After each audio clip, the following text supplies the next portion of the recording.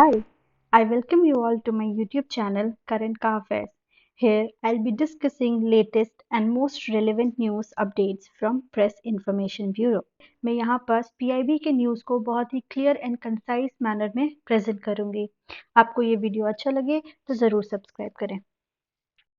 Video को शुरू करते हैं with importance of the day. आज है 5 अप्रैल और आज के दिन हम मनाते हैं नेशनल मैरीटाइम डे। 1919 में एसएस लॉयल्टी नाम की एक शिप थी जिसे सिंधिया स्टीम नेविगेशन कंपनी ने बनाई थी और वो पहली शिप थी जो इंडिया के बॉम्बे पोर्ट से यूके तक की जर्नी तय की थी। इस डे को हम पहली बार ऑब्जर्व किए थे 1964 में to raise awareness about international trade and global economy. इस साल की थीम रहेगी अमृत काल इन शिपिंग। इसी के साथ चलते हैं आज के फर्स्ट न्यूज की तरफ। First news is related to disaster resilient infrastructure. News में क्यों है ये? तो prime minister Narendra Modi addressed fifth international conference on disaster resilient infrastructure 2023 via video message. So ICDRI क्या है? International conference on disaster resilient infrastructure. ये एक 2 डे कॉन्फ्रेंस है जो कि न्यू दिल्ली के ताज पैलेस में हो रही है। ये है क्या एक्चुअली? ये रिलेटेड किससे है? So it is related to Coalition for Disaster Resilient Infrastructure (CDRI). So CDRI was launched by Prime Minister Narendra Modi at the United Nations Climate Action Summit on 23rd September 2019 at New York। ठीक है, तो इसको introduce किए थे नरेंद्र मोदी जी ने। In fact it is the second international organisation under the leadership of an Indian leader. एक और जो थी वो थी इंटरनेशनल सोलर अलायंस। तो ये सीडीआरआई क्या है? So it is a global partnership of national governments, UN agencies, programmes, multilateral development banks. ठीक है, then financing mechanism and private sector है, इसमें एकेडमिक है, नॉलेज इंस्टीट्यूशन है। So it is a partnership of all this stake holders.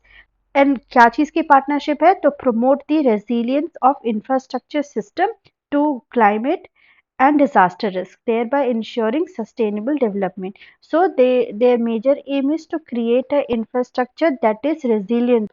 इसी से related था एक Sendai framework that is also related to disaster risk reduction, और उसका भी एम था to create a resilient infrastructure that can face the adversity of any disaster. अब ये रेजिलियंट इंफ्रास्ट्रक्चर होता क्या है? So it refers to such design और such implementation of an infrastructure. वो फिजिकल इंफ्रास्ट्रक्चर हो सकता है, वो डिजिटल हो सकता है, वो सोशल इंफ्रास्ट्रक्चर होता है। तो इन सब का ऐसा creation that can withstand the shock of any disasters. So basically it aims at durability, or you can say adaptability. ठीक है, so these are called resilient infrastructure. अब इधर हम देखते हैं, पीएम मोदी ने आज एक स्पीच दी थी, उसमें उन्होंने कहा था since we are in a close connected world the impact of disaster will not just be local, therefore our response has to be integrated and not isolated. अभी रिसेंटली टर्की में एक बहुत ही इंटेंसिटी का अर्थक्वेक आया था, और that kind and it kind of had an impact around its neighbouring countries like Syria. ठीक है, सो कोई भी एक डिजास्टर अब सिर्फ लोकल नहीं है, it has a ripple effect in its surrounding areas. इस साल की थीम है इस कॉन्फ्रेंस की delivering resilient and inclusive infrastructure. ठीक है, resilient as well as inclusive. He also noted that in just few years, over 40 countries from advanced and developing countries has become a part of CDRI, and he also found it encouraging that apart from government, various global institutions, private sectors, domain experts, they are also involved in it. So इसमें इससे पता चलता है that as an institution, it has a huge merit, and countries around the world find it equally important. And he also talked about Turkey and Syria while talking about the scale and intensity of these earthquakes and how it had a ripple effect on its surrounding areas. Therefore, we should be better prepared at it. Way forward में क्या है, infrastructure is not only about returns. Okay, infrastructure basically एक investment की तरह देखते हैं, पर prime minister Modi बोल रहे हैं that it is about reach and resilience.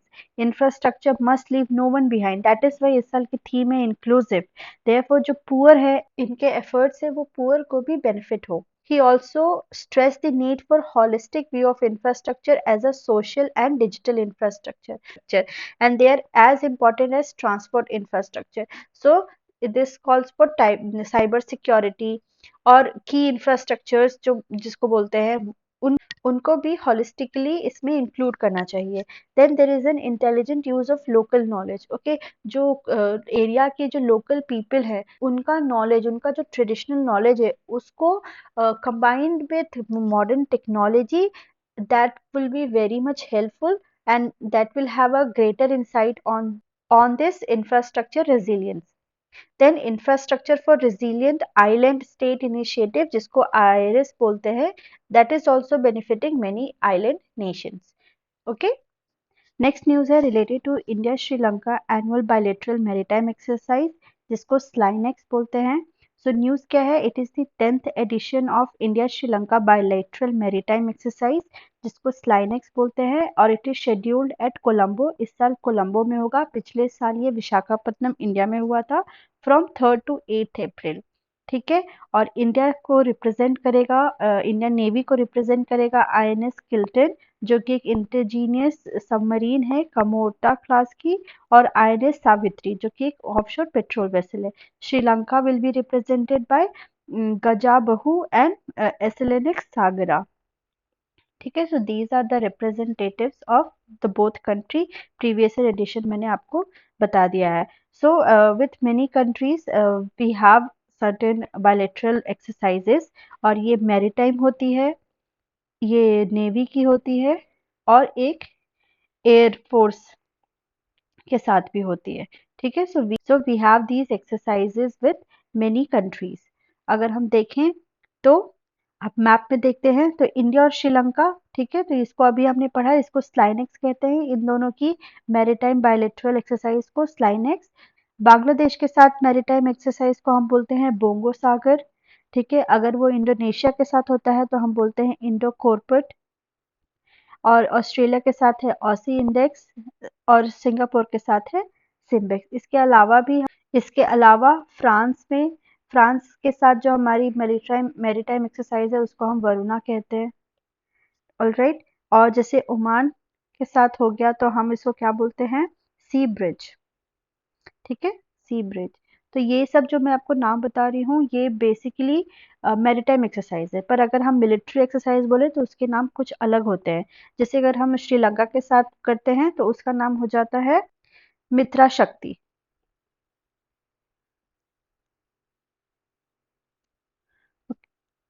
Okay, और अगर हम बांग्लादेश के साथ मिलिट्री एक्सरसाइज का नाम होता है Sampriti. Okay, Sampriti.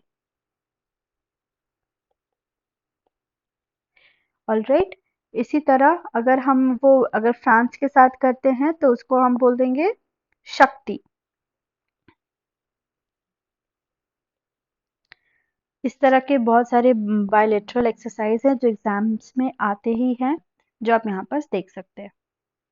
Next news है related to chief information commission से रिलेटेड। न्यूज में क्यों है, जो चीफ इंफॉर्मेशन कमीशन है, जिनका नाम है यशवर्धन कुमार सिन्हा, वो ब्रीफ करते हैं about RTI applications in India. और वो किसके बारे में ब्रीफ कर रहे हैं, about current status of disposal and pendency of RTI application across the country. ठीक है, तो यहाँ पर दो शब्द है, डिस्पोजल एंड पेंडेंसी। क्या है ये, तो पेंडेंसी रेट क्या होता है, किसको बोलते हैं, so it refers to the percentage of RTI application that are pending और unresolved at any given point of time. It indicates the backlog of application that are yet to be processed. ठीक है, सो पिछले साल ये 29,000 cases थे, ठीक है, just last year, और आज ये 19,000 case. Then disposable rate refers to the percentage of RTI application that has been disposed of मतलब resolve कर दिया है within a specific time frame. It indicates that the speed and effectiveness of the public authorities in responding to RTI. सो 28,793 हमने dispose किया था 2021-2022 में, और this year we were able to do 29,104 in 2022-2023. He said that this was possible because जो CIC है, they have carried on its work uninterrupted even during COVID times. ठीक है, और उन्होंने यूज किया था और उन्होंने मॉडर्न टेक्नोलॉजी, ऑनलाइन, वर्चुअल और वीडियो वीडियो कॉन्फ्रेंसेस की सहायता से वो ये फीट को अचीव कर पाए हैं.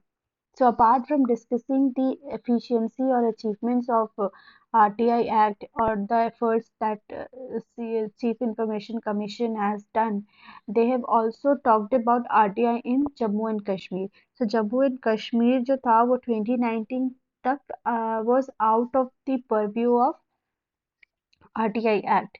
But with the passing of Jammu Kashmir Organization Act 2019 में, जिस टाइम पे जम्मू कश्मीर जिसमें आर्टिकल 370 को डिसकंटिन्यू किया गया था और जम्मू कश्मीर को एक यूनियन टेरिटरी डिक्लेयर कर दिया था, तब से ये जो ज्यूरिडिक्शन है CIC की, that is extended to Jammu Kashmir too. उससे पहले क्या थी, जम्मू कश्मीर में राइट टू इंफॉर्मेशन एक्ट 2019. ठीक है, तो जम्मू कश्मीर की एक अपनी खुद की एक राइट टू इंफॉर्मेशन एक्ट थी जो 2009 में आई थी, पर अब ये पूरा रिपील हो गया and right to information act जो 2005 का है, जो ओरिजिनली हमारा सारे स्टेट्स में एप्लीकेबल होता है, वही चीज इन्फोर्स हो गया था फ्रॉम 31/10, दैट इज 31 अक्टूबर 2019 से. And because of this, now many applicants from Jammu and Kashmir or Ladakh were are allowed to file RTI application and seek information. And they have also disclosed the number of articles that was filed by this resident of Jammu and Kashmir, and how they are and how government is responding to those applicants. Next news is related to an Indian delegation visits Sri Lanka. So, an Indian delegation led by Director General of National Center of Good Governance. Okay, so this is National Center of Good Governance के जो director हैं भारत लाल.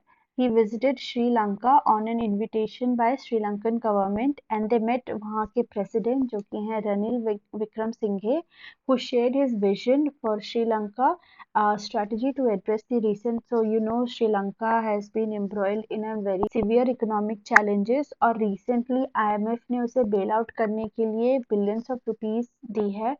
So at such situation they have also sought help from India, and as a part of it, this National Center for Good Governance talked about policy reform or good governance, digitization, capacity building.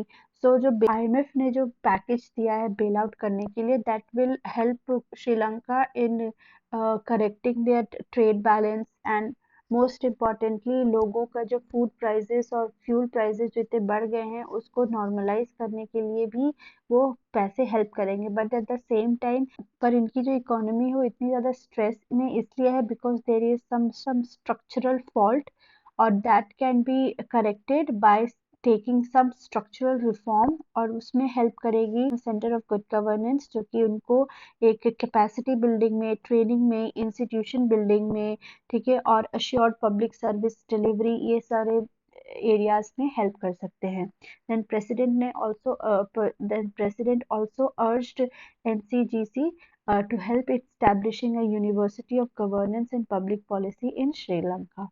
ठीक है, this is also very important. Next news is related to Jal Jeevan Mission, which achieved 60% coverage milestone. So huge milestone of 60% household in our villages now has a functional tap with clean water flowing through them. It's a very great news, very big news, because अब 60% of the total rural household में एक clean drinking water लोगों तक पहुंच रहा है. उनको पहले बहुत दूर दूर तक जाना रहता था, लाइन में लगना पड़ता था सिर्फ थोड़े से साफ पानी के लिए. But because of this scheme, now they are able to have that clean drinking water from tap in their own home. अगर आप इस मैप की तरफ देखेंगे, तो जब ये 2019 में आई थी, 15 अगस्त 2019 को ये लॉन्च हुई थी, उस टाइम पे 19 करोड़ टोटल हाउस होल्ड, सिर्फ 3 करोड़ के पास एक फंक्शनल टैप कनेक्शन था वाटर के लिए, that was 16.65%, but now it increase to 11 crore 66 lakh, which is around 61% total rural households. So more than 1.55 lakh villages, that is around 25% of the total number of villages, and 11.66 crore rural household, that is around 60% of the rural households, now reported to have Har Ghar Jal, that is every household in these villages and in these households have access to clean drinking water through taps at their household premises, which is certainly a great achievement to be celebrated. अगर जल Jeevan mission की बात करें तो it was announced by Prime Minister on 15th August 2019, और इसका aim है to supply adequate quantity, that is 55 liter of prescribed quality of water per person per day to every rural household through functional household tap connection on a regular and long term basis by 2024. ठीक है, तो इतना आप याद रखेंगे.